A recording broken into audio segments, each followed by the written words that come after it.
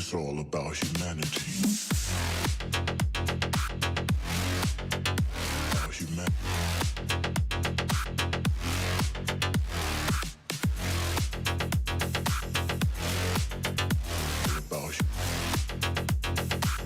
It's all about humanity.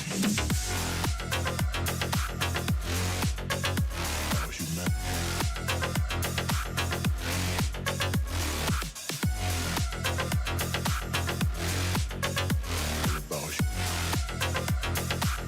It's all about humanity.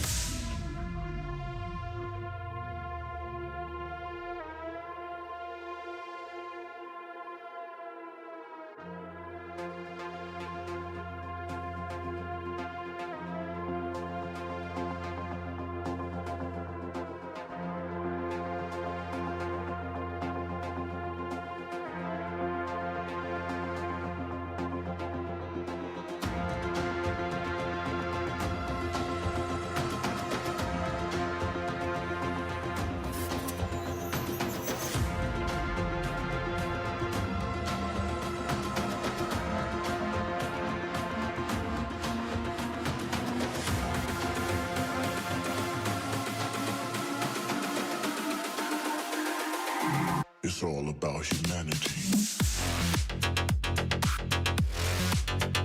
About humanity.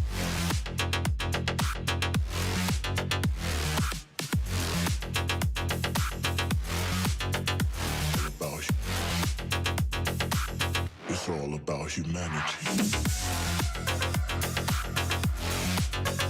About humanity.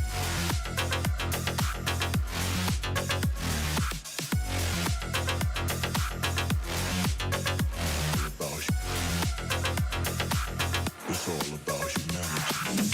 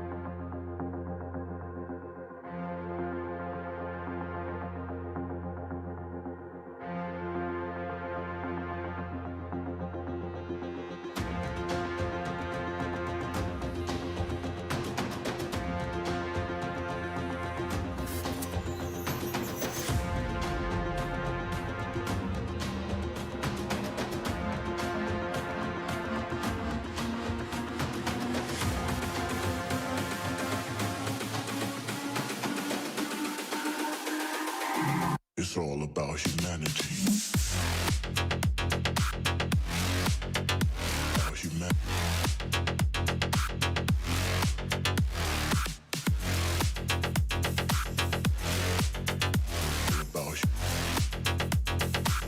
It's all about humanity. About humanity.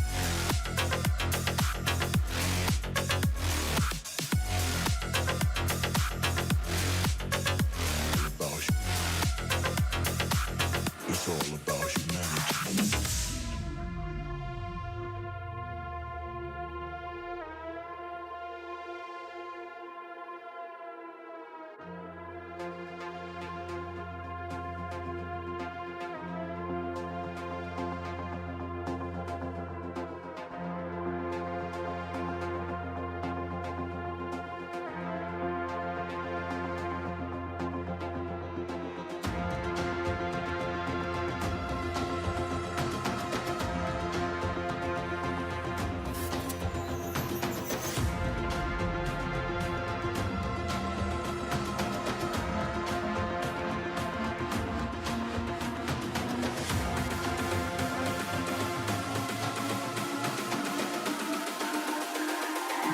It's all about humanity. About humanity.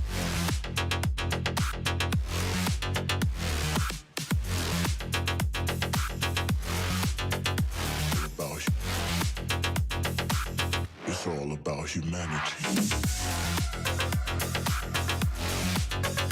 About humanity.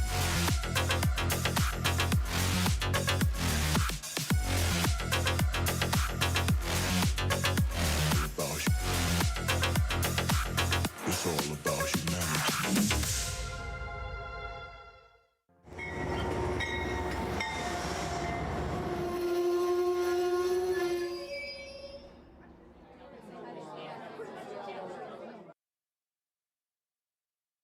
Good morning, model citizens. Welcome to Humanity Junction. My name is Heath, and this is Hangout with Humanity. We're gonna do some chatting about trains. I got some projects on the bench that I'm hopefully gonna tackle. We're going to swap out the trucks, or actually swap out the trucks, which include the couplers on this boxcar. We'll get to maybe reinstalling a Z-scale turnout, and we'll just, we'll chat, we'll have a good time, and we'll see how everything goes. We've got the live streams popping up to, I guess, to your left.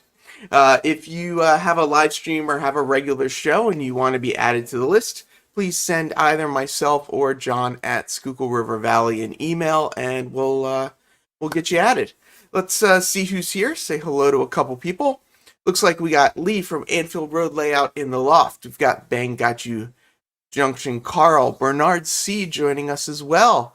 Colin Wykes in the house, Tim from CP368 Productions, Fred Wild is joining us. We have Hi from H&H Express Model N Scale Trains, John 2618, I believe joining us from Hawaii today. So it's quite early where you are, I believe. Lynn McCurdy joining us from out in California. We've got Nathan DeLay as well. Roy Eltham's in the house.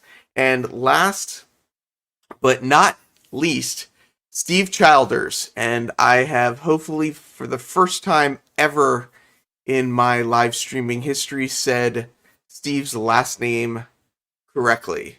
Hopefully in a little bit, my bot will eventually post up the link to join the show. So if people do want to join in, that's an option. For today, you'll show up in the basement, and then I can add you to the chat as we go. There we go. Look at that, right on time. We got the join in on the live stream link popping up. Yeah, so it's 5:30 a.m. for John 2618 right now, and I don't know about anybody else, but that is way too early in the morning for me. I'm just curious about something. I've been doing a lot of work on my streaming setup, and to me it looks like my lips and my voice aren't lining up.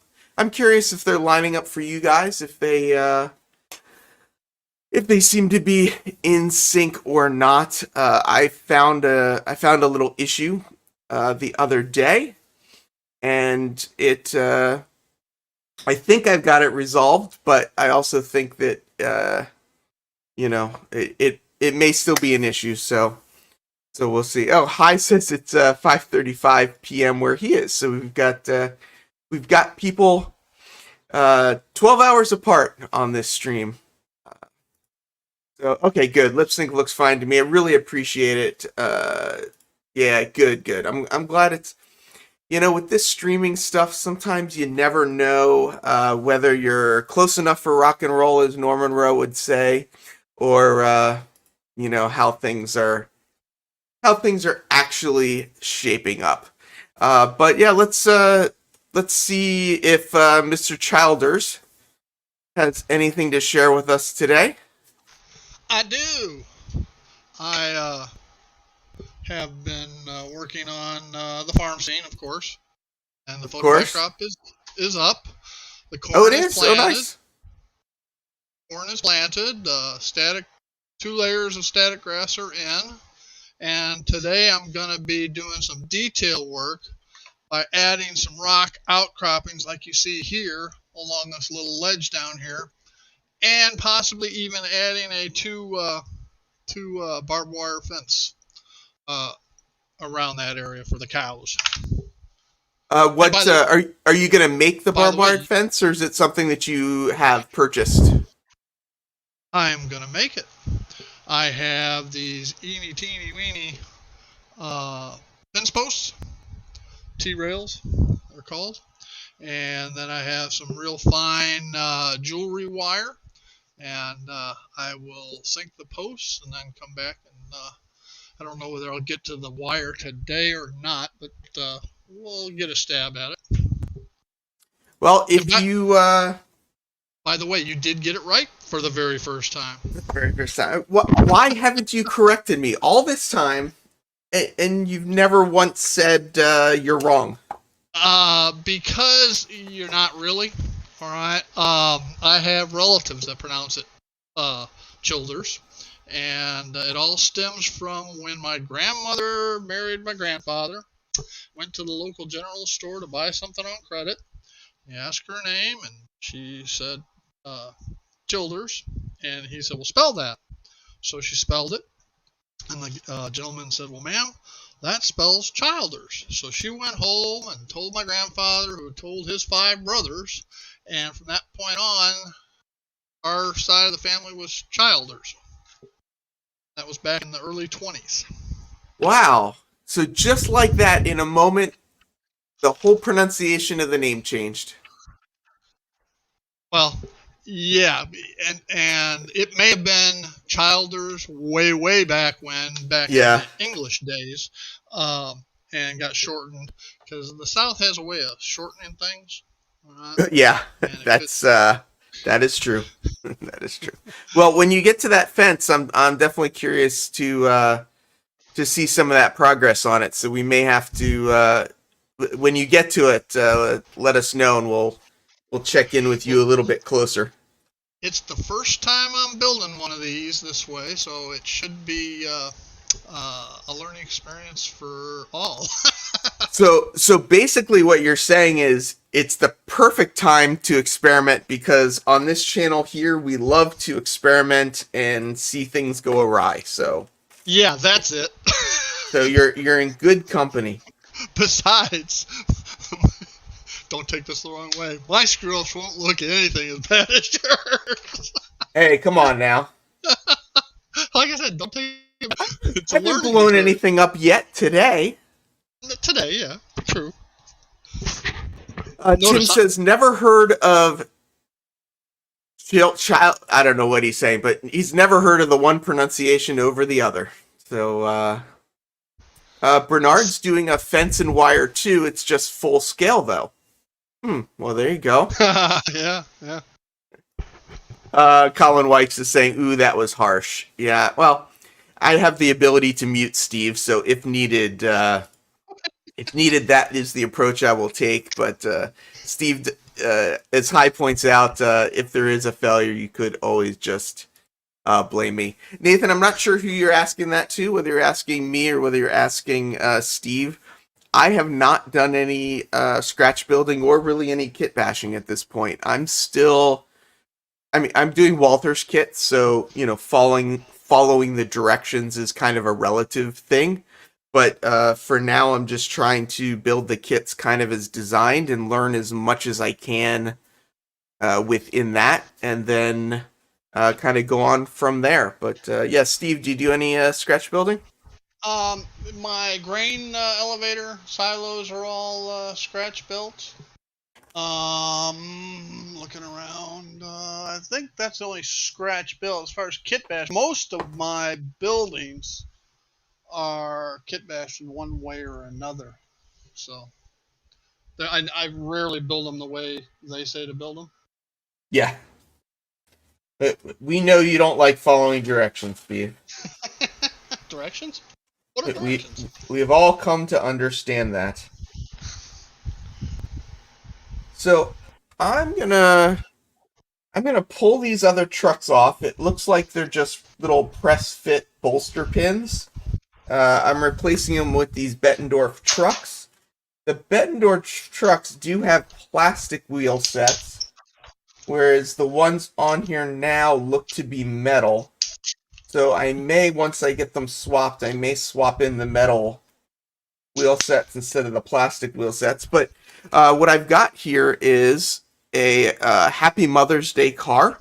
This is from BevBel, which is Bev is for Beverly, the wife of Irv and BevBel, and this is one of the Mother's Day cars. I unfortunately didn't get the second one. I had this car on order, and it was supposed to arrive Monday, and I kind of figured that it would get here late, but eventually get here. But it's not looking like this car is going to show up, so I do have my little train running across the back here, and I'll add my Mother's Day car. I am doing Sidetrack Sunday this week. I will have a giveaway on Sidetrack Sunday, so come on by Sunday at 8 p.m., and I will at least have this Mother's Day car running, and if by some miracle the other one shows up, well, I'll try and get that one running as well. So let's swap some trucks and go from there. No bets today. Anything on fire? Yeah, I'm probably not gonna set anything on fire today. I do have a replacement switch that I will throw in, but I don't expect to set anything on fire. They did A little update based on my feedback. They did put out another firmware update for the DK518. So I'll likely be able to download that today and get that working. But there should not be any fire because I don't think I am going to hook up the throttle just yet. I will, when I have a little more time, I'll hook the throttle up and I'll take this sort of half-working switch and test it out with that one a little bit. But Lynn McCurdy's just graduated from kit to scratch. Bernard C says, I'd like to learn this 3D printing with your comp expertise. You'd be great at it. I don't know if I have the patience for it. But yeah. At Heath, why are you switching the trucks on the mom car? So I had two options with the mom car. I could have just, I don't know, it's a little hard to see, but they've got horn hook couplers on them. And I wanted to swap them out to Microtrains couplers. And I had two options, basically. I could swap the whole truck assembly with these pre-built assemblies with the Microtrains couplers already connected, or I could have tried to just swap the coupler. And I made the decision that I would just swap the whole truck because if you've ever tried to swap N-scale couplers before, these springs are sometimes very difficult to not have them shoot across the room. So I decided I would just, I'm just going to swap them for now, and we'll see how that goes. Martin says he dabbled in N-scale in the early 90s. Cars with plastic wheels cost more than cars with metal wheels. That's so interesting. I'm not so sure what I think about the whole plastic versus metal wheels thing. These plastic wheels are not the plastic wheels of the 80s and 90s, or at least that's my understanding. I mean, these are pretty hard plastic wheels, and the quote-unquote dirt that you see on the tracks, people are now sort of coming to understand that dirt on the tracks is actually arcing from the metal arcing. So, you know, I don't know. Are modern plastic wheels going to make the track less? I don't know. It's a whole debate. If we want to get into the debate, we definitely can. I honestly have no idea. Oh, and it's looking like I will say I have far less residue on my track running metal wheels than I did with plastic. Now, Far but less. a lot of your cars, are they modern? Were they modern plastic wheels or were they old plastic wheels? Some of probably the majority are older plastic. Yeah, and see, I'm just wondering, I guess, does that make a difference? And it might, but then again, it might not. So one interesting thing happened. It looks like this little spacer came off, but it looks like there was only a spacer on one side, not on both sides. So I'm kind of curious. Like, see, these metal wheels to me look so much dirtier than these plastic wheels. But, you know, I mean, maybe the thing to do is take these wheels out and clean them off and then put them back on. I don't know.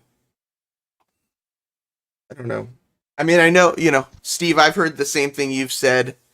And, you know, Roy says, I prefer metal wheels. They look better to me and I feel they run smoother.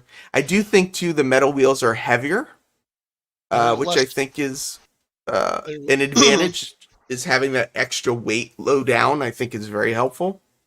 Well, they also roll better. Okay. Far less resistant pulling a train of metal wheeled cars than of plastic. Yeah. You can measure that in the amp draw in the engines. Oh, yeah, I see what you're saying. Yep. Okay, so here's something interesting. So if I don't put that spacer in, it looks like the coupler is going to rub up against the body of the boxcar. So yeah, unless you get really old, they were Delrin plastic going way back, just like the modern ones. Okay, so they are the same plastic. We already read that comment. Nisi's checking in. Fred Wild. Let's see. I'm so glad I changed the metal. The thing that surprised me most was how much less rolling resistance I got. I had one engine where the wheel difference doubled the number of cars I can pull. Wow. Yep. Norman's saying replace it as it was. I think he's saying meaning with the little spacer. What I need to figure out though is, yeah, it looks like the new kit comes with spacers as well. I'm wondering though why. Now on N scale, do they have separate wheels for 33 and 36 inch? Oh, there's the other spacer. Or are they all Yes, just one they size? do. Nope, they have 33s and 36s. So my understanding, likely to be wrong, is that 33s are primarily for your freight cars and stuff like that, and the 36s are primarily for your passenger cars. I don't know if that's 100% correct or not, but that's my understanding of the. I wouldn't say that. I wouldn't make that assumption when you're changing wheels. Yeah. Because I've had some hoppers that prototypically are 36 inch.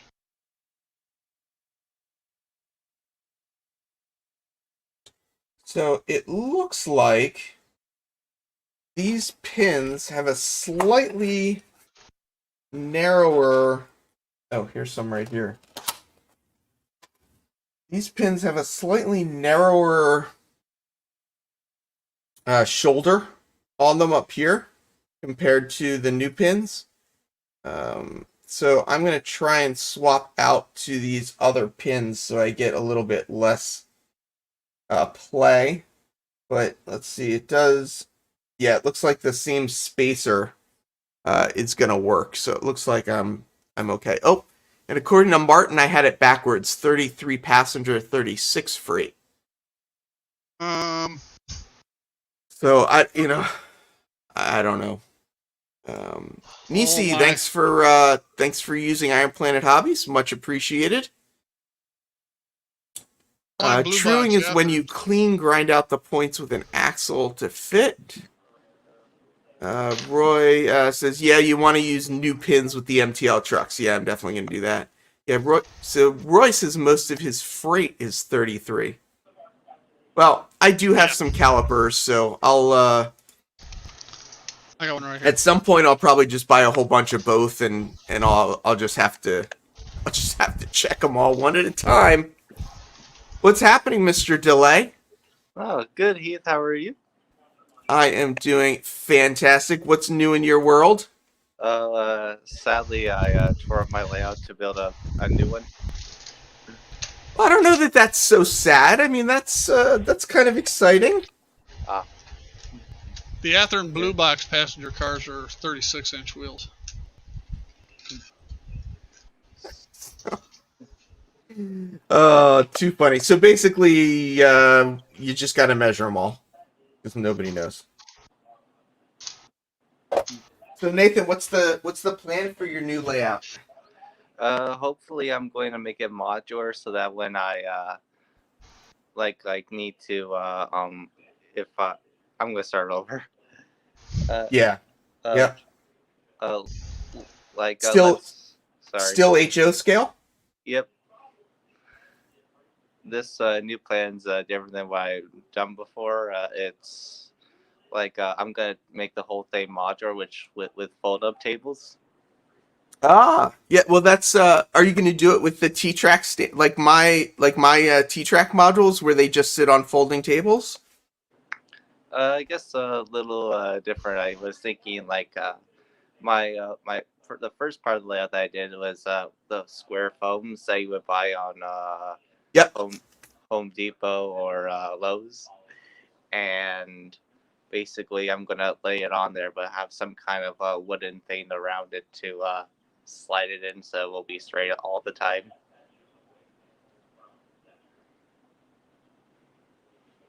Have you seen, I think it's called Model Tech, has these little joiners that you can join one piece of track to the other. And they're really pretty neat. I don't know where mine are, but that might be something that you're interested in. Those are the ones out of England, Heath? Yeah, the ones out of England from Guillaume made them. Okay. I wish, I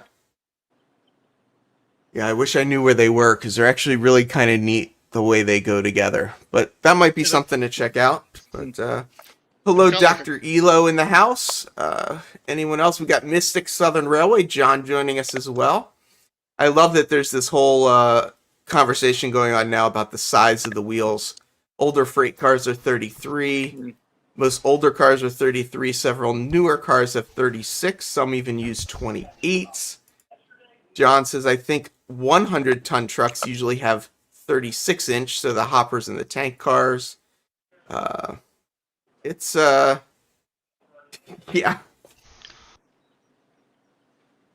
I guess, like they say, you just got to measure it.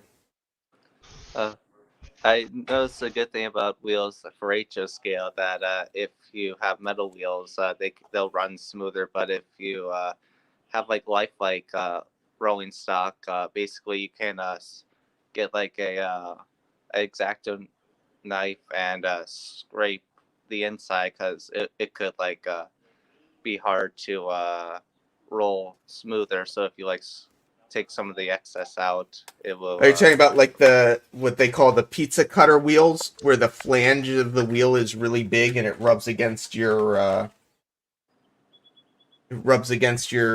ties of your track? Like the wheel to the truck. Yeah. Yeah. Just this I don't know if you can see. Let's see if it'll focus. Probably not. Well, yeah, it's not gonna focus today. Of course not. There we go. Just this flange part here. Oh. That's what you're talking about, taking off? Yeah. Yeah. Yeah, sometimes on the older wheels, they'll hit the ties as they run through. So, these Bettendorf trucks that I got from Microtrains come with multiple different bolster pins. And the first set of bolster pins that I cut out don't actually fit into the bottom plate of the Boxcar. So I'm grabbing these different bolster pins, which look like they're gonna fit much better. So luckily, these Microtrains trucks come with lots of options. Alan is back in the house.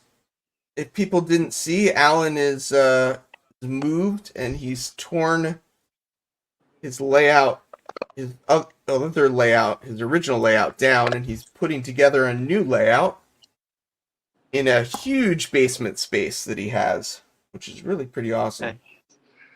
Nice. Yeah, it's pretty big. Okay, so we're gonna take these metal wheels off. I'm gonna assume that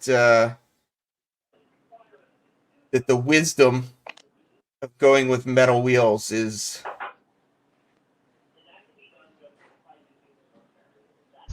the way to go. I'm pulling. Figure it's easier to swap them before I mount the trucks to the Boxcar than it is after. Definitely. So, Heath, are you planning to, if we do at this YouTube meet at Strasbourg? Have you heard any dates yet? I haven't heard any dates. No. I was curious if you were willing to go, if they did. I would definitely like to go if I can make it there. Money is pretty tight for me these days, but I will definitely do everything I can to try and make it there. I've never been, and it's only like 2.5 hours away from me. So I would definitely like to go. Uh, they have two GG1s like in and out of the building. I know. I know. That's. I know. Um, I might just be a little bit obsessed with GG1s and being No, able to not go you. and be able to go and see one in person. Might just be would definitely be worth the trip. That is for sure. Would you You and also Ray. want? Oh, sorry. No, go Would ahead, you? Nathan. I'm sorry. Oh, you're fine. Would you also want to go into the cab of a GG1, Heath? I would. Do you have a connection that could get me in there? I'm not sure. I know there's in Pennsylvania in Harrisburg there's a Amtrak, an old Amtrak station, and they have a caboose and a GG1 in the train station itself. But that's been staying there since I was, well, actually been there for years, way before I was a little kid. Oh, really? Oh, Yep. I don't know that I heard about that one. Yeah. It's Pennsylvania. Well, actually, the caboose and the GG1 are both Pennsylvania. I've heard that there is a like historical group somewhere in the northeast quarter area, like in northern New Jersey, I think, and they have gotten a. I think they got a GG1, but it might just be some other locomotives that they're looking to restore. And once they restore them, they want to run excursions with them, which I think will be really cool if we do that. Do you know where we? I think they might be limited locomotives because they have pantograph lines. Not to be negative about it. Yeah, well, and I'm lucky enough that I live on the northeast quarter, which still has all the catenaries, so um, it's good for me where I am. But Yeah, catenaries exist all the way from New York down to D.C., don't they? yep, I believe they go up to Boston as well. I think. No, actually, I don't think they go all the way to Boston. I think they stop short, but I'm not. I'm not 100% sure. Mr. Pictovid saying, how hard is it to upgrade N-scale cars and locomotives to KD couplers? So KD and Microtrain split. They were two brothers that got into an argument and split, and KD is HO, and Microtrains is N-scale. So I'm putting on Microtrains couplers, and what I got, though, was these are Bettendorf trucks with the couplers all pre-assembled.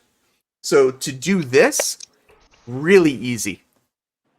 There's a tool that Microtrains makes that can help you install the spring if you're gonna build it all, separately. I have not. I have the tool. I can't find the tool, but I will say it's not nearly as easy as G-Scale, which you operate in. So, Martin is saying the catenaries go all the way west to Pittsburgh. Wow.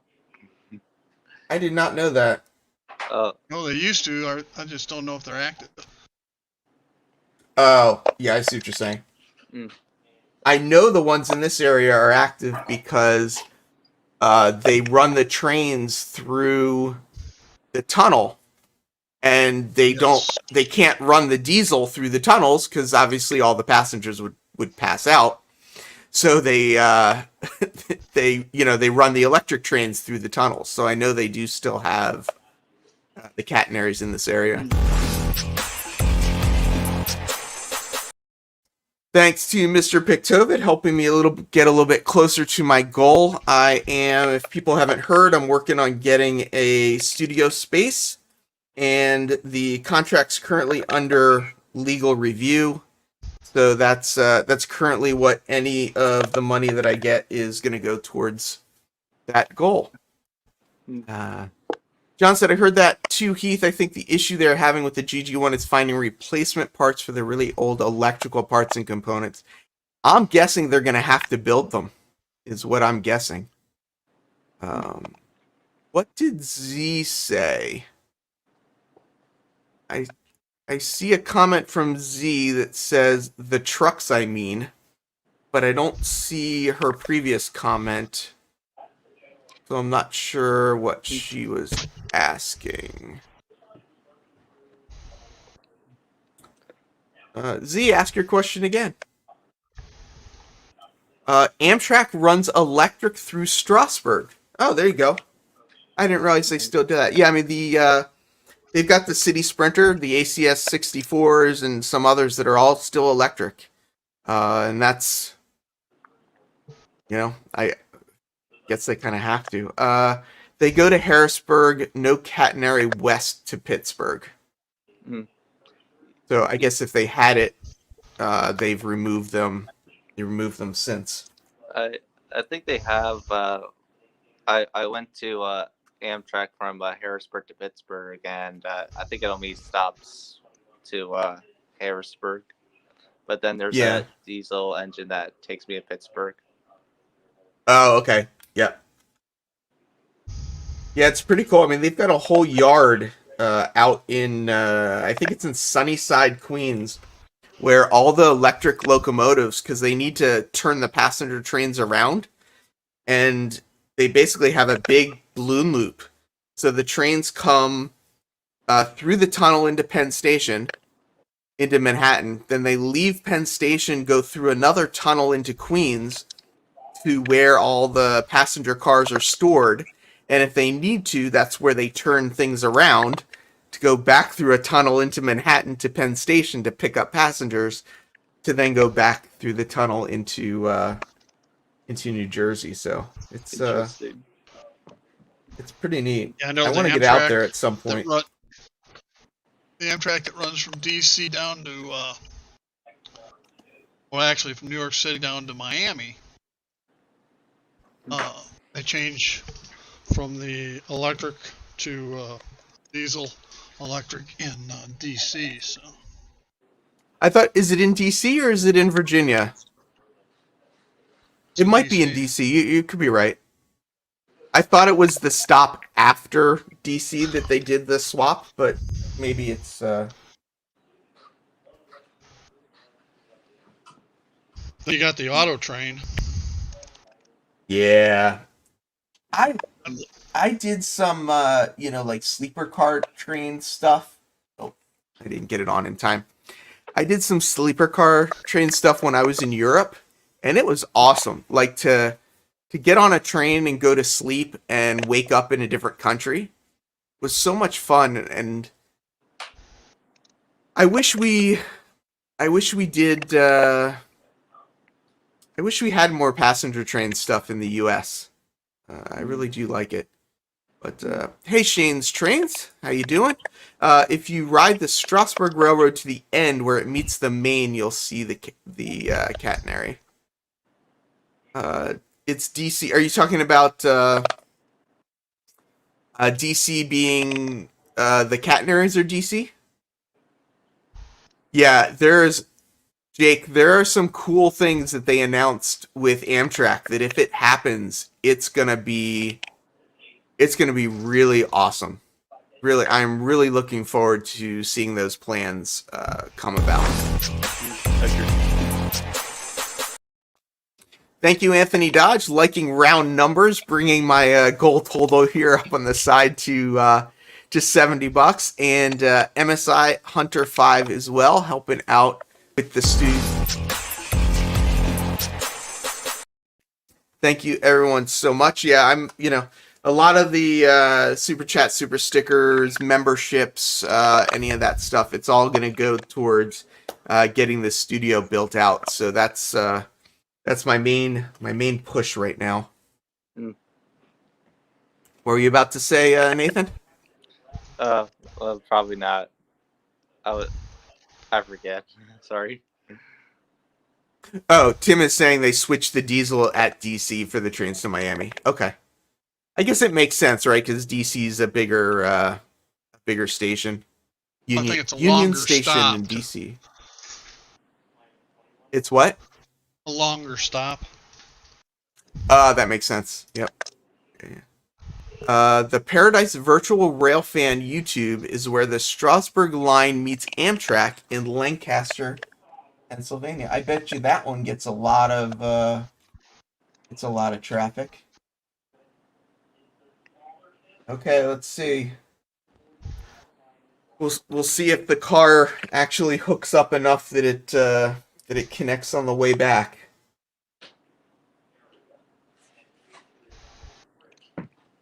Now I'm gonna save all of these extra little parts. I know, like Steve Arnold, I know wants these horn hook couplers because he actually swaps any of the microtrain stuff that he has. He swaps back to these, to this style coupler. So, Mr. Jimbo's Trains, welcome. So it only took me like 40 minutes to install 2 trucks on one car.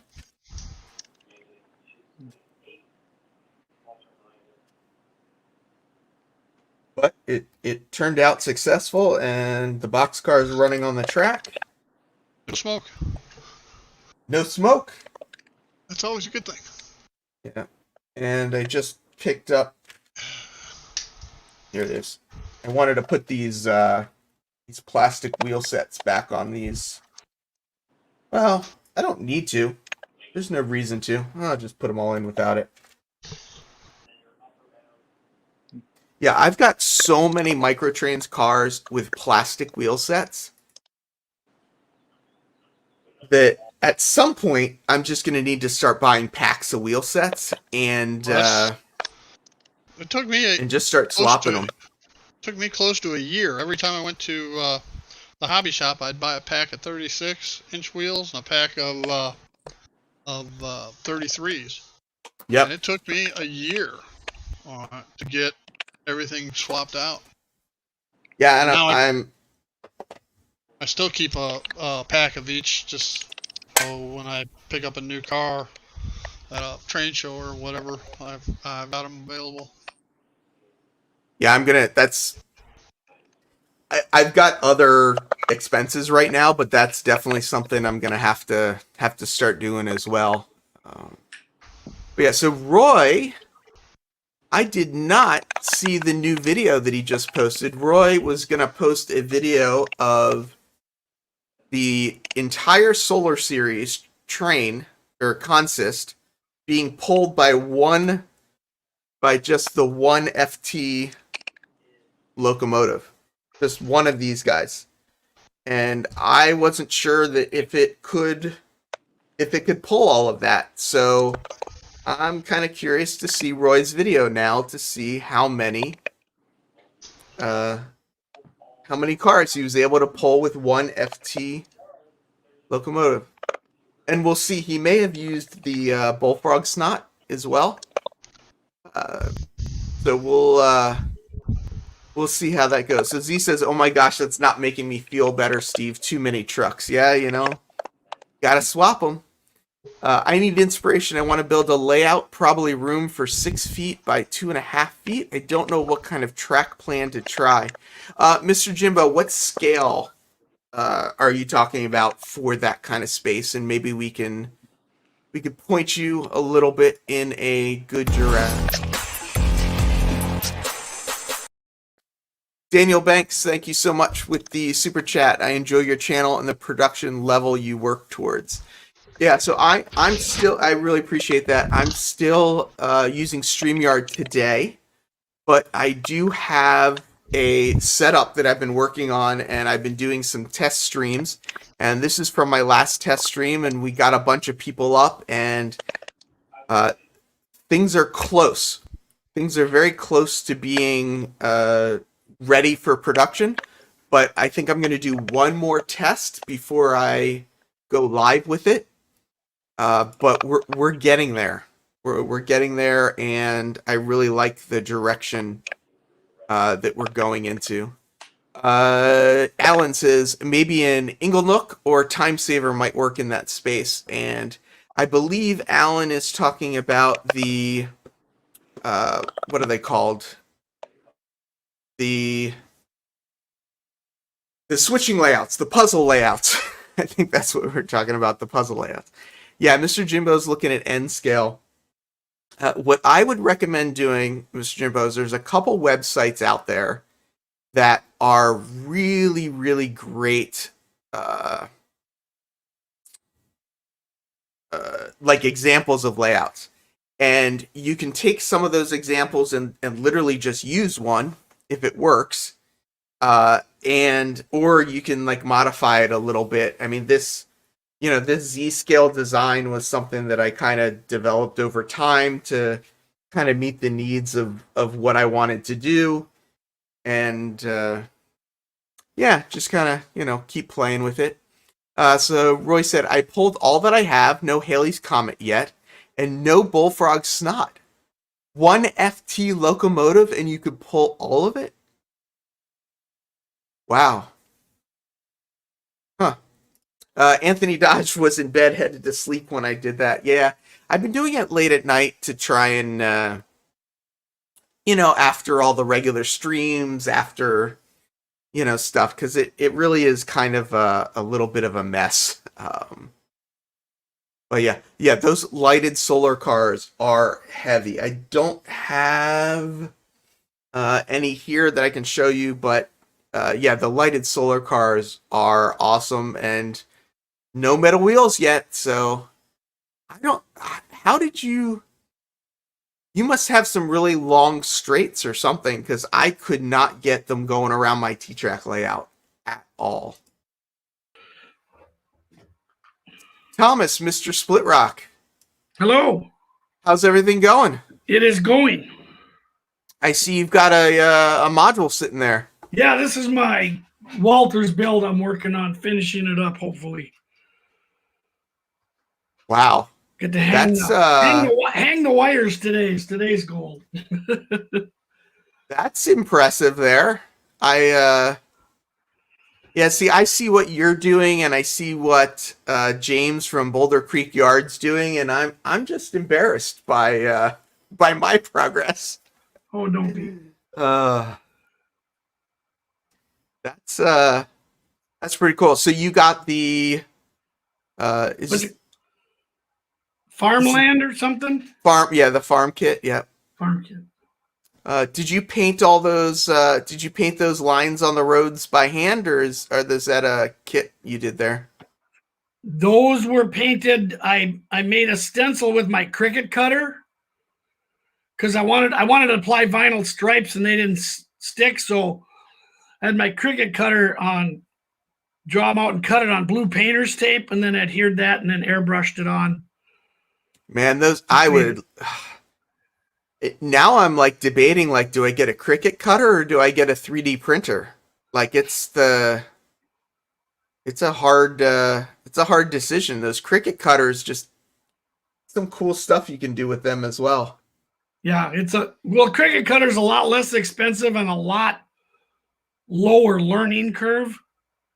That's true. Yeah, I think there's some Cricut cutters that I think are only like $99. Right, you can get them on sale. You can get, so.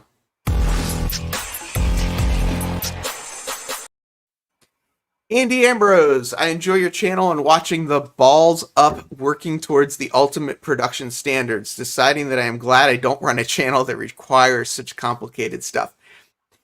It doesn't require complicated, it's just my insanity that leads to the complications. But yeah, so Roy says, it does struggle and slip at slow speeds sometimes, but once it gets going, it doesn't slip. When I get Halley's, it will likely not work without Bullfrog Snot. And that's been my experience too. If I get it going, like 50% or higher, it'll run. But if I try and run it at like a more prototypical speed, I get going around some curves and it just can't pull around the curve. David ZDG, I saw the Halley's Comet car and the Moon car yesterday at my local train shop. That's really cool. Let's take a look. My Haley's Comet car should arrive on Monday. Monday, May 10th, I should have my Haley's Comet car. Shay, Heath, just get both, then best of both worlds.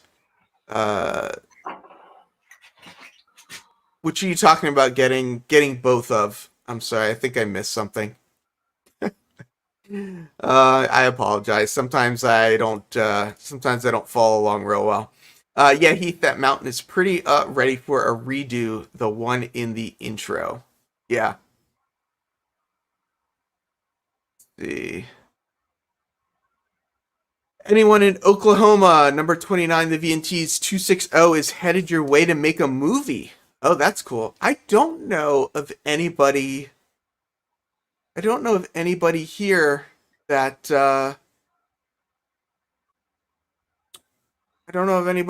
has that lives in Oklahoma. I can think of a bunch of Kansas people, but not Oklahoma. And oh, I am way behind in the chat. Nick from Nick's Crossings checking in. Let's see, if you're going to do a circut, don't skimp. Buy the maker. Makers are geared cutting heads and cut true 90-degree corners. The circut explorers or heirs drag the blade. Oh, very interesting. Okay. And Nisi's saying, I have to buy one by December. And Daniel's saying, yeah, you can get a 3D printer for less than a maker. That's true. I mean, even those, yeah, it's very true. They are changing their policies. I'm curious what's changing after December that would make it not worth buying after that. But yeah, what I would love is to buy a laser cutter that can actually cut wood to be able to cut craftsman kits. That would be awesome. But the cutter or the 3D printer, yeah, if you're gonna get a Cricut, I gotta figure out why I gotta get one by December. Kieran J94 is checking in. Nancy, Spirit of Colorado, joining us as well. They will limit how many cuts you can make without a monthly subscription. Why would I need a monthly subscription? That's wrong, Heath. They tried doing that, and everyone who owned a Cricut cutter let them have it. Well, but it sounds like what they're saying is after December, that anybody that buys one after that is not going to be grandfathered on. Oh, yeah, I haven't heard that, but they charge for everything anyway. But I just use their design space, or you can just create things in your own CAD file and import it. Well, and that's what I would think as well. Oops, looks like we just lost Nathan. Roy says he has a Glowforge laser cutter and it's awesome. Oh, so Daniel, you can cut your craftsman kits with your I guess you have a maker, right? A Cricut maker.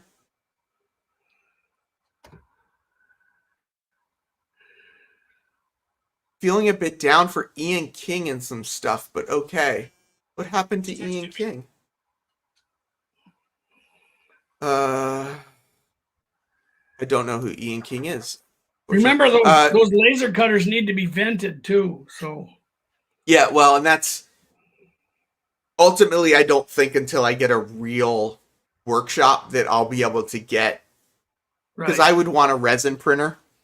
So I think both of the laser cutters and the resin printers, I think, unfortunately, are going to have to wait until I get more reasonable space. I do have a window in the office that I'm getting.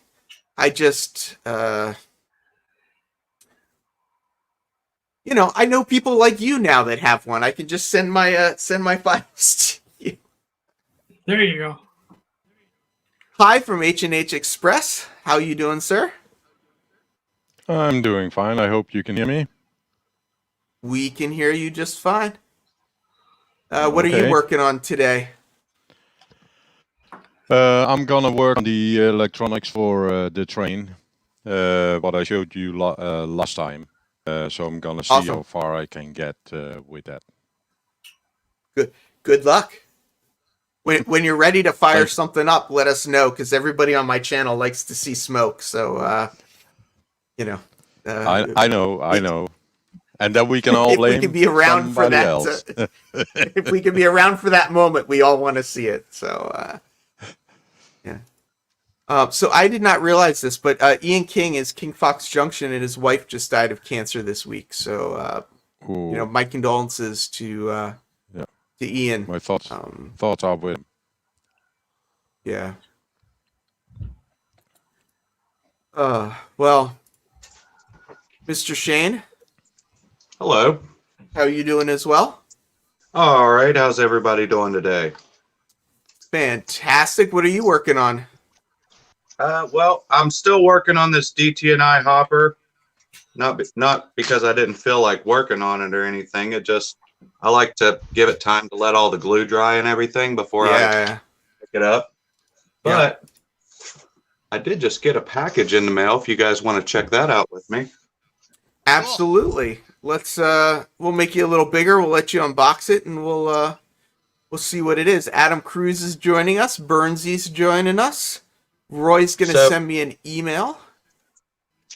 It's funny you mentioned Roy because the guy that I bought this off of, I bought it on Facebook Marketplace, and the guy's name is Seth Hardwick, and he's from Arizona. So I was thinking, Hardwick, where do I know that name from? And Yeah, but- I don't know, maybe he has some relatives in Arizona. I'm not sure. That's a good question. I don't think I've seen him pop in yet, but I know he's in Kansas. But he could know people in Arizona. Well, Roy's everywhere. Well, that's true too. You never know. You never know. Was that a blue box I just saw? Yeah, I got one blue box and one yellow box. Both of them are cabooses. They're wrapped up You pretty mean good. cabooses? We call them cabooses on my channel. It's one of those things like, how some words in the north they say them differently than they do in the south. It's kind of like that. It just depends on where you live at, really, as to what you call them. Yeah. So this is an undecorated caboose, and this is going to get converted into a 3-window caboose, an in and done 3-window. Okay. Now this other one's pretty neat. I'd never seen one painted like this before. Maybe you guys can give me a little bit of insight on this. This is a bay window caboose. This is the blue box one. I love the bay window cabooses. I do not have one yet, and that's something that anytime I see one, it's something that I really like the bay windows. Chessie, yeah. Here's what's neat about this one though. First of all, if you flip it over, you see on the top it has a dish antenna, and it has your accent lights, your red and green lights. Yeah. A little bent. This is a very old mold. Okay, this mold with the roof pieces was made for a SP prototype. Okay, those are SP dish antennas. So this is a very old mold. And here's the other thing that gets me. If you look real close, why is the bottom half painted blue? What? I've never seen that on a yellow chassis caboose like this. Boy, I wish Ray Boble was here right now, because he knows a lot about chassis, and he might be able to answer that question for us. I'm gonna. You can see they did the frame in yellow, and actually, no, they're not. I was going to say maybe the trucks are blue too. They look that way, but they're not. But it's just interesting how they have this one strip of blue, and the gas tank down here is blue. Diesel tank, whatever it is. I've not seen one like that, and that's why I bought it. So thought it was.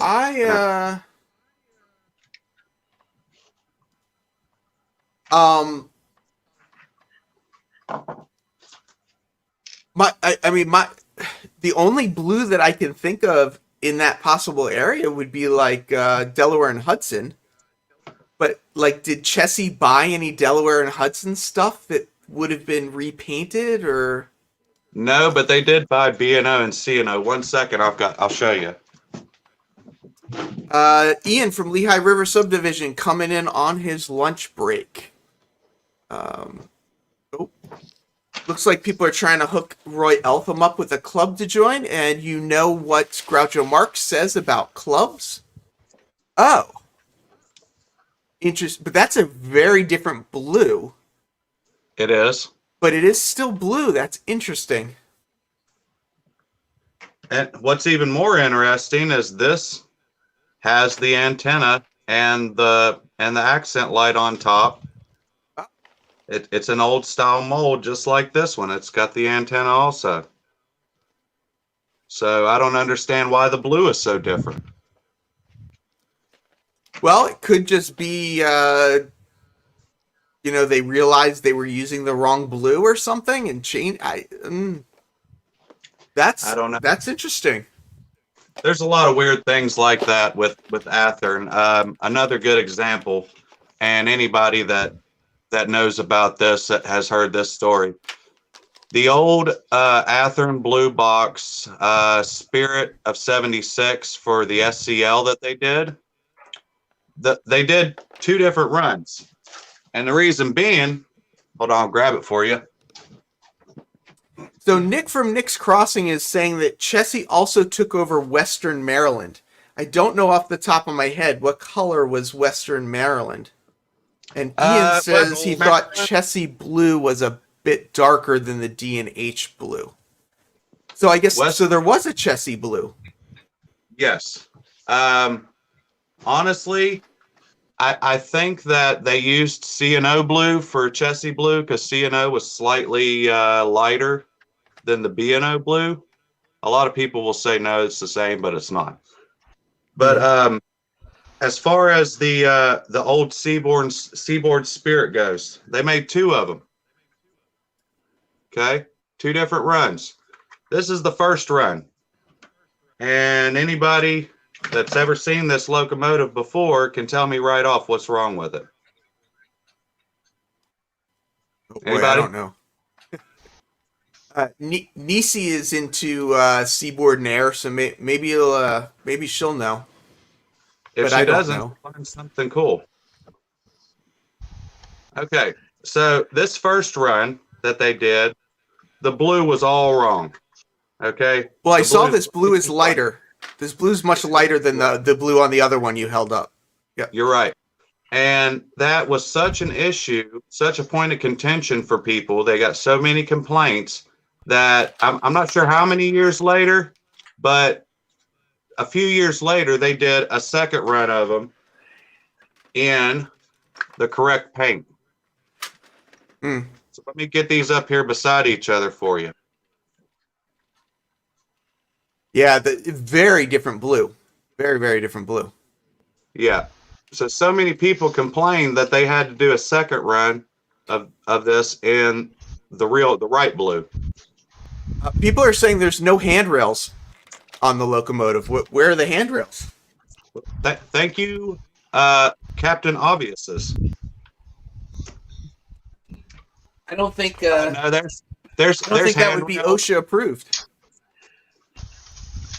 Well, I'd be more worried about the FRA these days.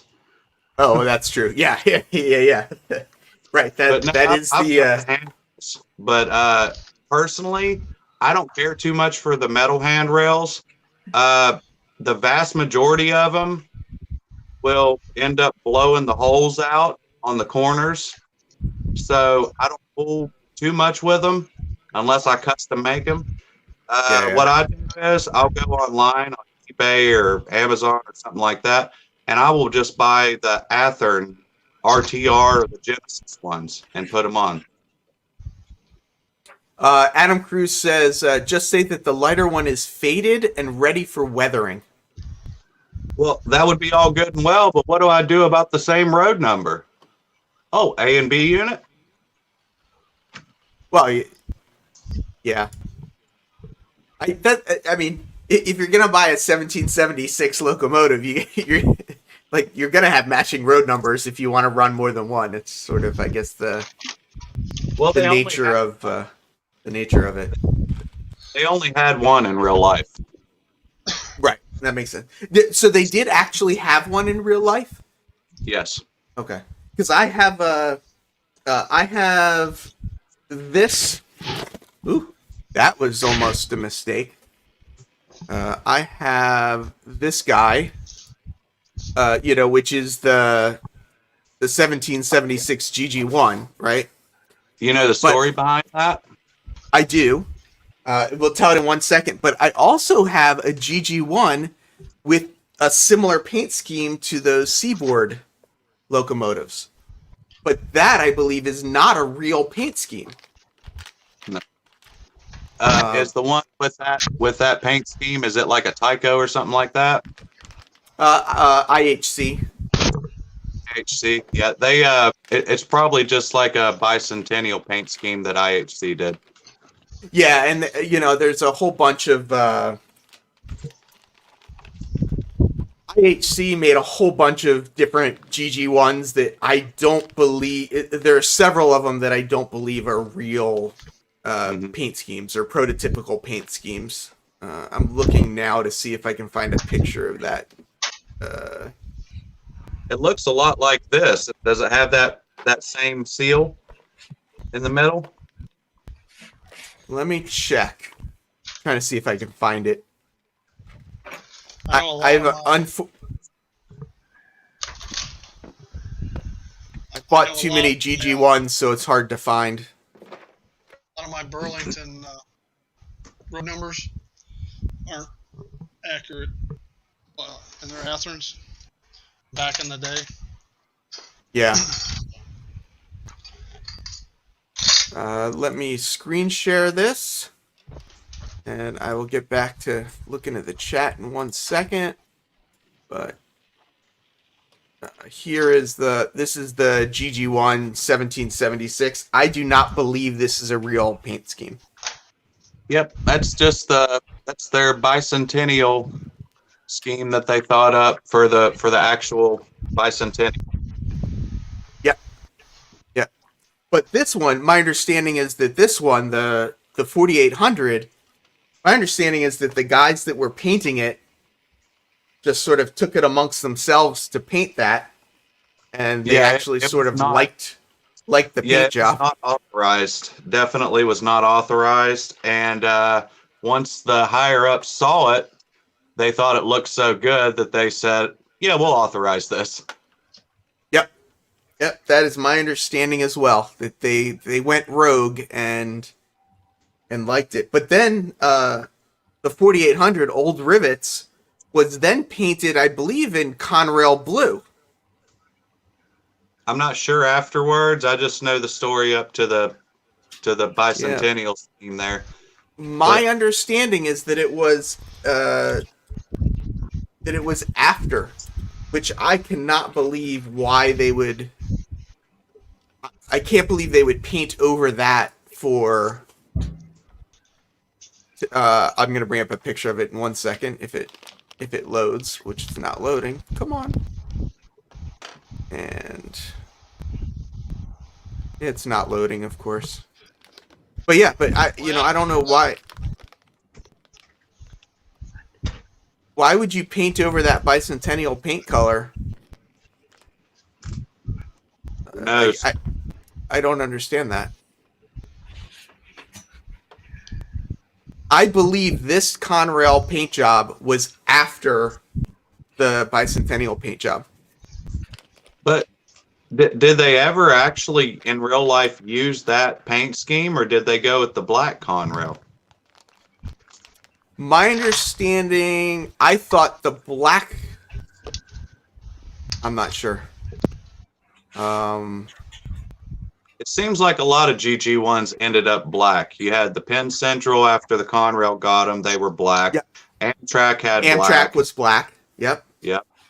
So Mr. Piktovid's saying that this paint scheme was after the bicentennial, which Okay. I just can't believe that they would that they would do that. But yeah, it's and it's interesting too because this is supposedly old rivets, the original GG1. So to go through so many different paint schemes on it, I think is interesting. And old rivets, if I'm not mistaken, the 4800 is at Strasbourg with the bicentennial paint job now.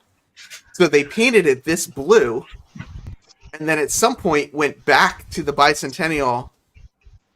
Mr.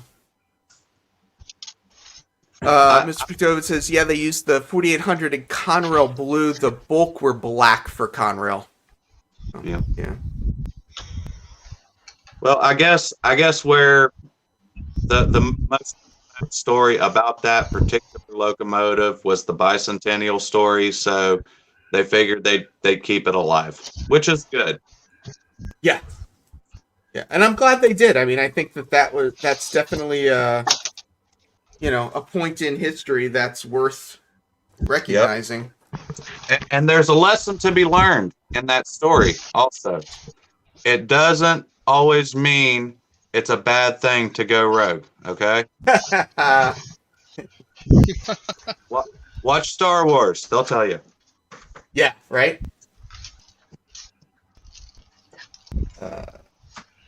Okay, so I'm trying to do a little unwiring here. So I'm going to try and start swapping this switch while we are... Oh! Nick is saying that Rivets is black at Strasbourg. That he was just there last weekend. Perhaps Wait, they Rivets repainted it for one of the, not the bicentennial, but one of the American, one every 150 years, every 200 years, every 220 years. Like, it seems like every 5 years is a milestone, so they celebrate something. But why? Yeah, I'm so confused. A quick Google search shows old rivets in that livery. Yeah, the 4800. So what? It's painted black now. It's in Brunswick green 5-stripe. I didn't realize that. I thought it was at Strasbourg in the... So is there a GG1 restored as the bicentennial right now? I thought there was. I guess Maybe not. I'm completely wrong. Do we have anybody right now near Strasbourg that can get on StreamYards live and give us a definitive answer? Nick says Nick from Nick's Trains was just there last weekend, so he may have a photo he could share with us. Help us out, Nick. What's it look like, buddy? Uh-oh. Steve's dog was not happy with that comment. What GG1 is in Boomtown, New Jersey? Wait, you see a GG1 every day on your way home from work?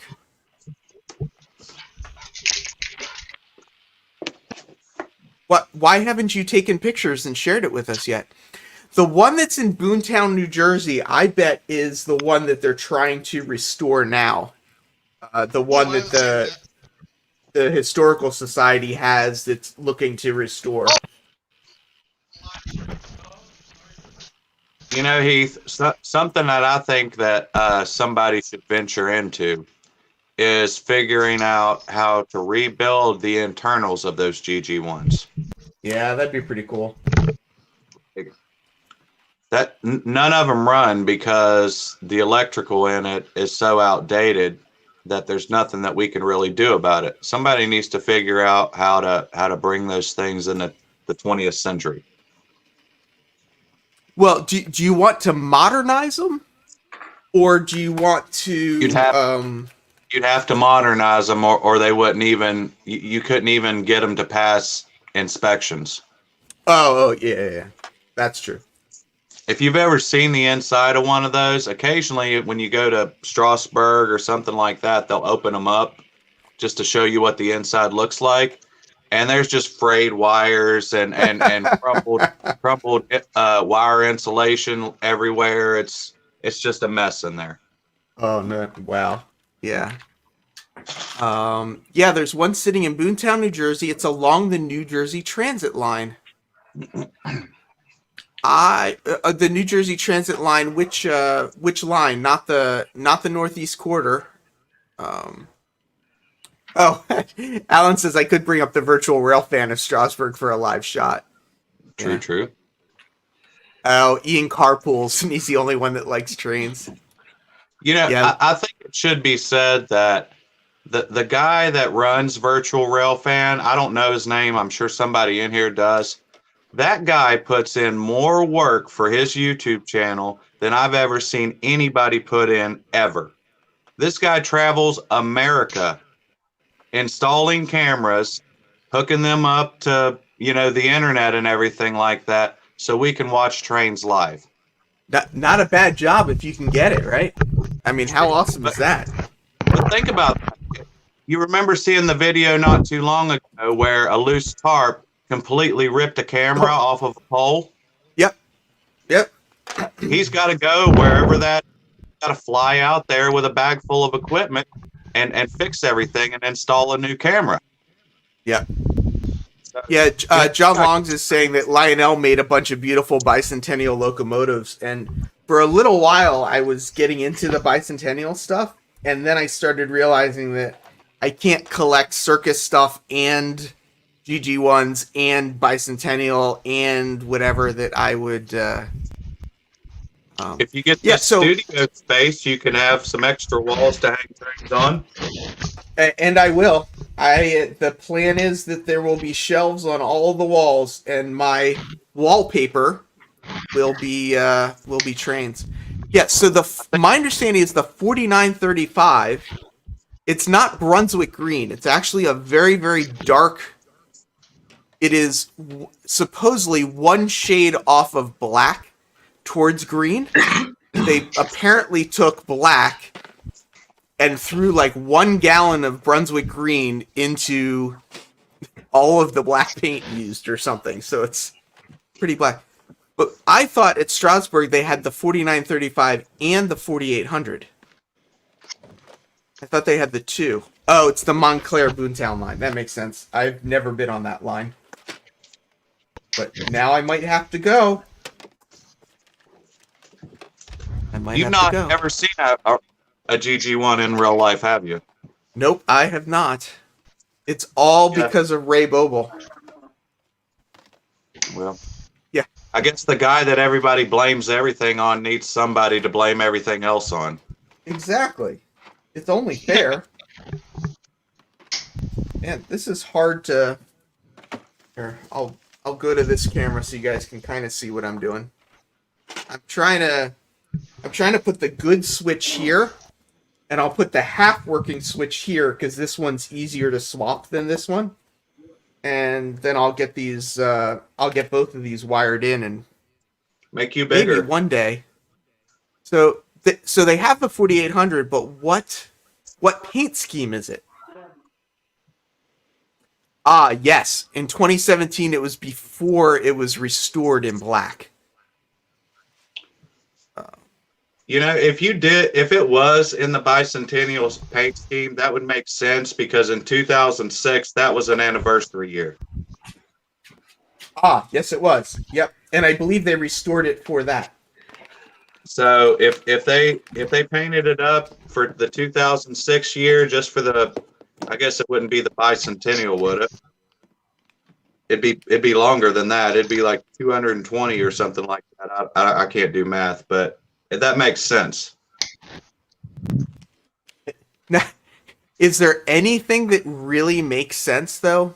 I mean, that's... Here's something that has stumped me my entire life. Jello. Yellow? Huh? The color yellow? No, Jello. Oh, Jello. Like, it comes in a powder. You mix it with water, and you put it in the fridge, and then it turns from a liquid into a solid. And the only way to get that to turn back into a liquid is to put it in your mouth and go. That's the only way to do it. Jello, once it's Jello, is Jello forever. Gelatin is kind of an interesting things. See you later, Mr. Jimbo's Trains. And let's see, Mark from My Life Tracks. Last I knew, there were 2 GG1s rusting away at Cooperstown Junction, south of Cooperstown, New York. I thought I heard one was sold, but he's not sure. Yeah, I think it's cool that there's still some out there that they haven't scrapped yet. How many exist? Does anybody know? How many were manufactured total, or how many are still in existence? I don't know the answer to that. Probably not very many. I would guess not very many as well.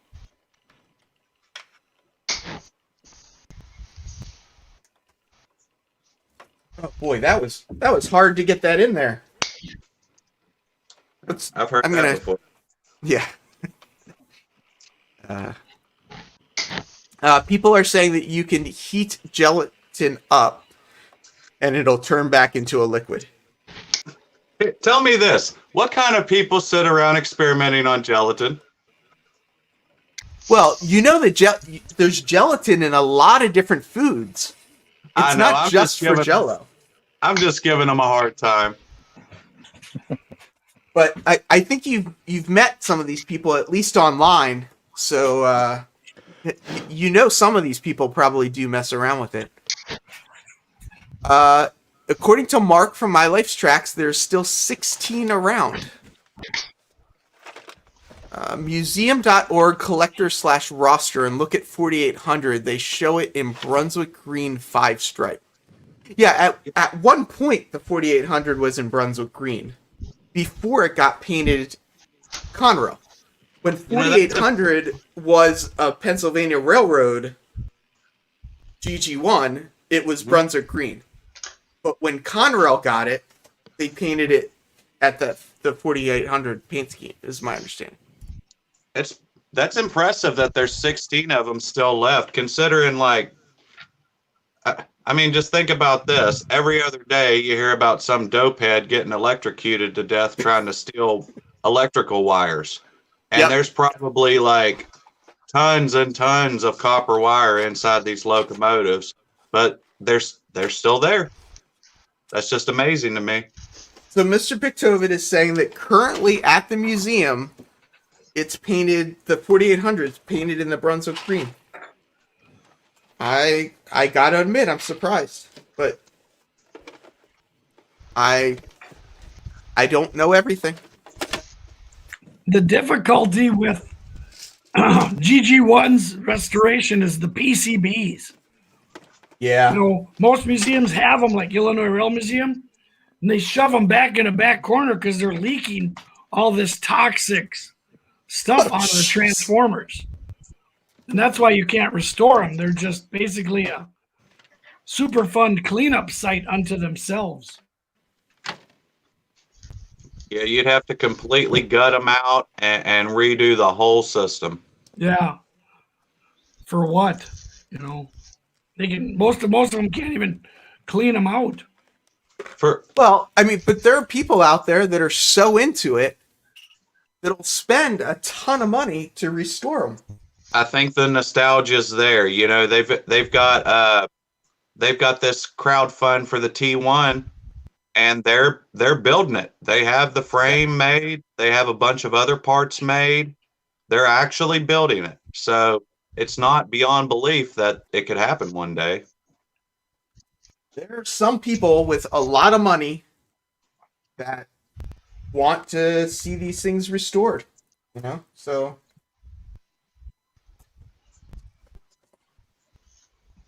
I mean, I'm not even a huge electric locomotive fan, and I would love to see a GG1 run again. yeah. Yep. Well, if you want to wait a couple minutes, I can get the Z-Scale one running, and you could see a Z-Scale GG1 running. Oh, that would make my day, Heath. Mr. Pictovid says the other issue with the GG1s is most have stress cracks in the frames. Well, that Oh, here we go. GG1 Mark's going to go to Cooperstown and see if he can find the GG1s. That's cool. Oh, this is interesting. They originally ran on 25 hertz. Well, the catenary systems That's have changed a couple times since their inception, so that makes sense. Nick's Crossings thinks that Amtrak should get a GG1 back running for their passenger service. How awesome would that be? I mean, if they've already got all the catenary in place and everything like that, that it would, you know, it would be a waste of money just because of the GG1 having to restore it. But I think that it would end up being like a rail fan expedition type of thing. Yeah. You'd Yeah, probably I'm be sure. the first train.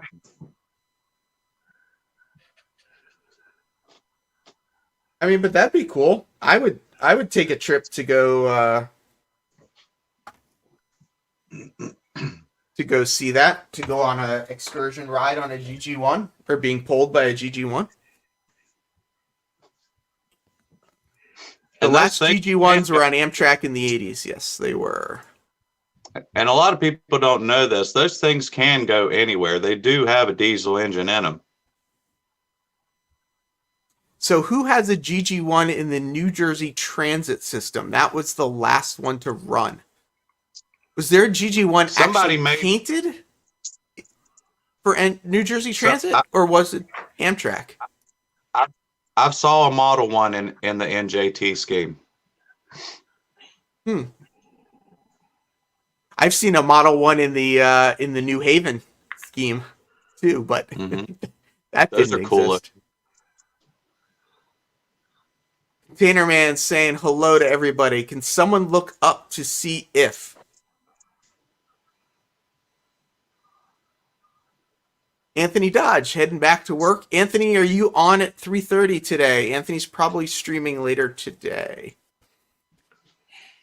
When I was 9, my family took a trip to Disney World. We went through Harrisburg, PA, and I remember seeing a bunch of GG1s sitting there. Man, how cool is that? Hey, Nisi, were you here when Shane showed the 1776 Seaboard? I'll show it again if she wants to see it. See, this is, back in the 70s, the passenger trains, I mean, could you imagine seeing a GG1 passing by with this, the Amfleet Bud cars and the old Streamline cars? That must have been cool. I was told by a very old guy that has been around railroads a long time that when GG1s pass you, you can feel electricity like in the air. Oh, wow. Like I guess they're so like magnetically charged that you can kind of feel it in the air. Do you still have those seaboards nearby so that Nisi can see them?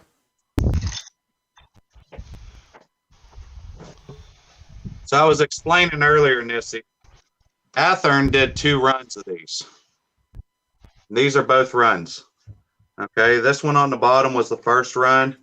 The blue was wrong, so they had to do a rerun, and this is the correct one that they did.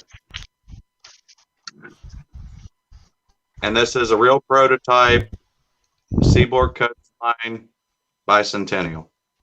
Do you know, did they do that paint scheme in... Oh, wait.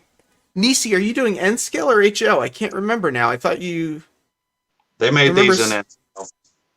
They make them in N also? There you go. Yeah, I don't know who exactly did it, but they do make them in N scale. Oh, they were the powered Bud cars. Oh, that's really cool.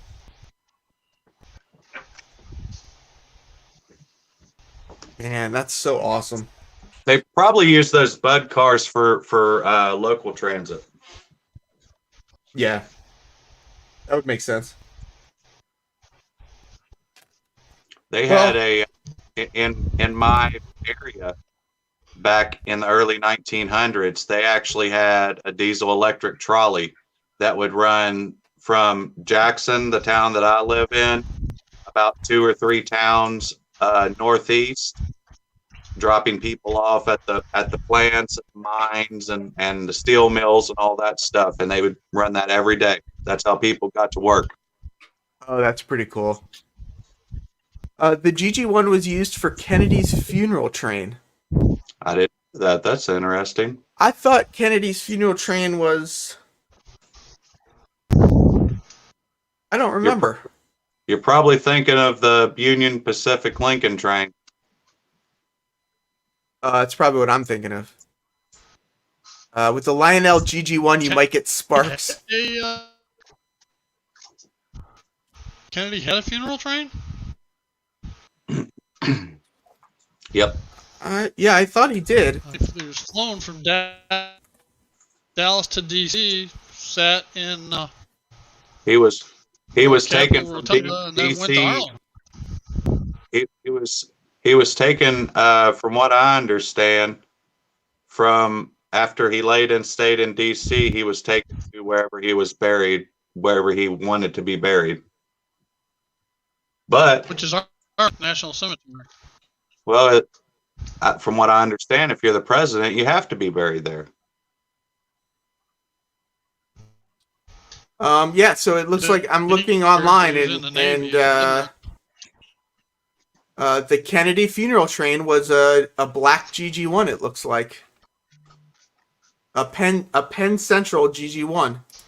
Does it say anything about where it ran and stuff like that?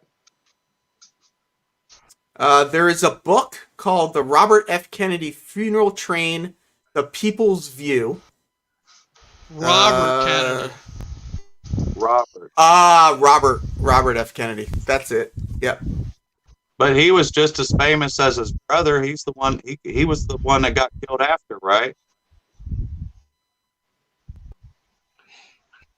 Well, he was attorney general and then I think a state or a senator, but he wasn't a president. His brother, didn't John Kennedy's brother get killed running for some kind of office also? They've all had. Yeah, but it was before the primaries. Yeah. Sirhan killed him. Yeah, it looks like it was two Penn Central GG1s, according to the photos and stuff that I can find online. Let's see, is anybody agreeing in the chat? Nope, nobody. From New York to Washington on June 8th. Steve says, look at the comments. Cool. Yeah. Yeah, 'cause he shot out in L.A. and then taken probably the Kennedy compound before being brought back to D.C. Yes, I don't recall. Yeah, so they're saying it was 1968, the same year as Martin Luther King. Penn Central didn't start until 68, so it had to be Robert.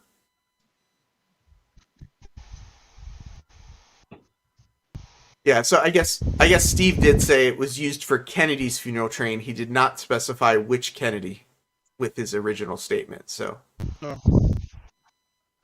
And John Long Rails, as far as your sparks with the Lionel GG1, oh yeah, those things spark like crazy. So, well, it's actually 1 o'clock. I did get my Mother's Day car on the track over there, and I did get the turnout in, even though I didn't get everything all wired up. But it's going to take me I've got a little bit too much of a mess of wires here to get it all wired up now. So I am going to going to start closing us down. I'm hosting Sidetrack Sunday on Sunday night at 8 o'clock. Should be amusing. They're always amusing. I can always say that. Anthony Dodge will be on at 3:30 today. Vinny's on later tonight at 8. There's a bunch of other streams on today. GFW Trains is usually on. The Manifest podcast is on Drew from Nordell Model Railroads channel. Vinny will be on tonight. Who will? It's Friday, right? Yeah, I already said Vinny. Weren't you paying attention? Not really. Yeah, Vinny's on at 8. Vinny's doing his contest winner. So if you entered his contest last week, this week you'll find out what you may have won. So that's worth checking out right there. But Shane, since you're up first, you got anything coming out on your channel? What's happening with the YouTube cars? What's going on in your life? I've got to get a video out. I'm way behind. I've been really busy around the house. Spring came, brought all the grass with it. Yeah. So I'm mowing my grass and a couple of the neighbors' grass too. So I just haven't had time to do much. But I'm going to try to get out within the next week or so and make an update video just to show where I'm at on the layout. I'm constantly working on customers' trains, wiring customers' trains up with LEDs, stuff like that. I've got all kinds of projects going on and not enough time to do them. Yeah, and I completely understand that. But I do have a good question for you, Heath, because Okay. you've got the Mother's Day car there. Yes, I do. I think everyone wants to know, what does Mama Heath get for Mother's Day? So my mother actually passed away in 1996. She had non-Hodgkin's lymphoma. So I'm not getting her anything. Do you celebrate with your girlfriend or? Not really. I mean, you know, we're moms to a dog, so it's a little different. We don't really do much for Mother's Day. So it's more just that I like having holiday things, and because my stream just falls on Mother's Day, I thought it would be great to have the two Mother's Day cars. Unfortunately, I only got the one, but it's for the channel, man. It's for the YouTube. Love it, man. Love it. Yeah. Steve Childers. Yeah. I don't know. Well, I finished up So, my rock. You found a rock? And I've got those. No, I think he finished the rock. Rocks. And I've planted some fence posts on here and up here. But out, so I had to cut and paint some more. And I'll work on it. I did a video, tip of the day, right before the stream started. So there's one up. I've got another on, and it's on the backdrop, how I did the backdrop. And then I've got one ready to go on building a turbocharged static grass applicator. And right now I'm working on my monthly update. So Sparky has a question for you. He says, if you planted some fence posts, do you expect them to grow? only if So we're just gonna let that one go. So hi, I see a lot of wires going on there. Yeah, that is true. I hope you still can hear me. We can hear you. Okay. Yeah, that is true. This will be the control board for my layout. So I'm gonna use snap switches, the same what you do with the Z scale. They are controlled via JMRI over the CMRI buses. These are here. I hope you can see it. Let me. No, it's. I think it's a little bit. Outside, Now we can see 'em. outside. Yeah. Yeah, now you can see it. These switches, they will be converted with Hall sensors, and there will be magnets underneath the train. I have currently a train running, just for fun. At least he runs. That's an analog train, so a DC train. And the Hall sensors, they will be placed underneath the tracks to simulate the block signal of the blocks on my layout. And Do you then, think you'll ever convert to DCC, or are you gonna stick with well, DC? I have a DCC EX. Let me. So DCC EX system over here, which I'm going to use. So I also have a remote module on it as well, so I can control it via cell phone. But what I'm gonna do, and that is something what I sent to you the last time in regards to the sniffer to check on the DCC protocol. Yeah. I'm gonna run a sniffer into it to see if I can control the trains itself via the H-bridge controllers, but then placed upon each block, and then I will see how that goes. So I want to try that. But yeah, I'm gonna use JMRI to control this board so that it at least controls the turnouts. That's one thing, because I have a lot of turnouts which still needs to have the snap switches installed. And then it's a lot of work. Plus I need to lower down the train yard, which is at the upper deck. That is here on the left side. You can see it a little bit. So I have raised it because a lot of cabling is going underneath, and that still needs to be tucked away, and the train is traveling underneath it. But that will be lowered and will be controlled by the same with JMRI as well.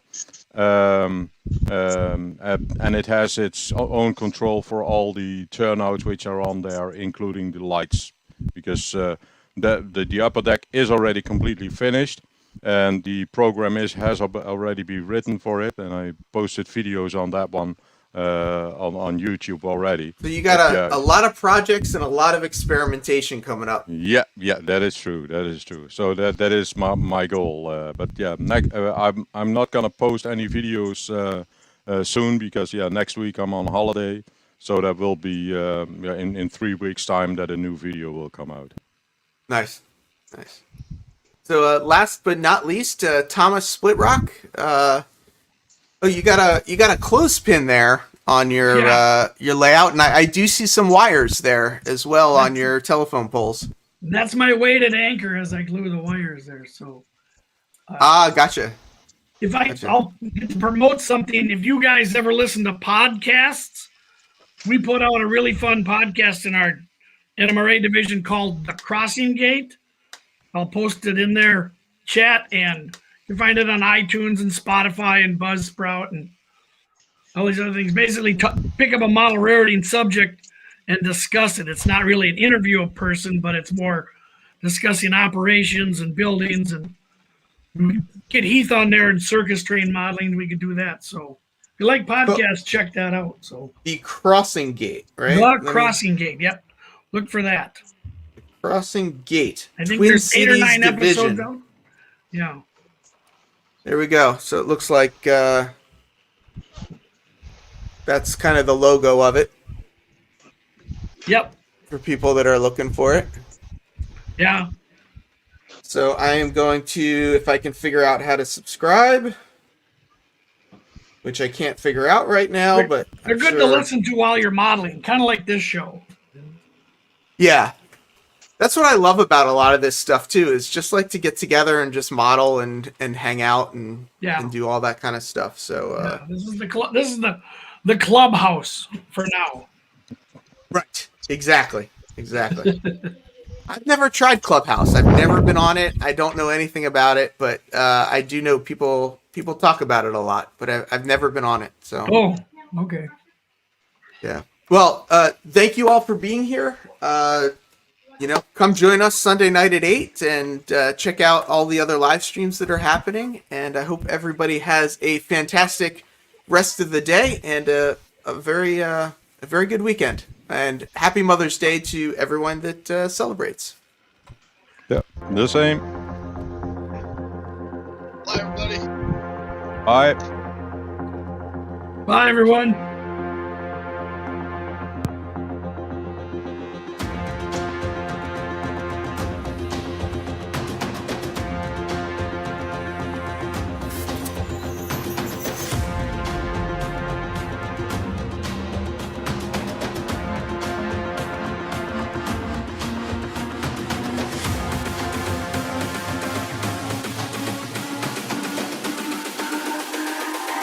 It's all about humanity. About humanity.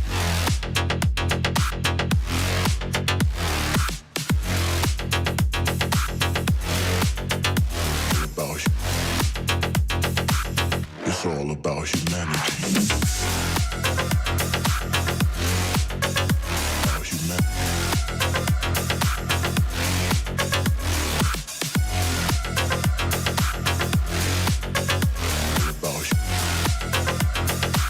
It's all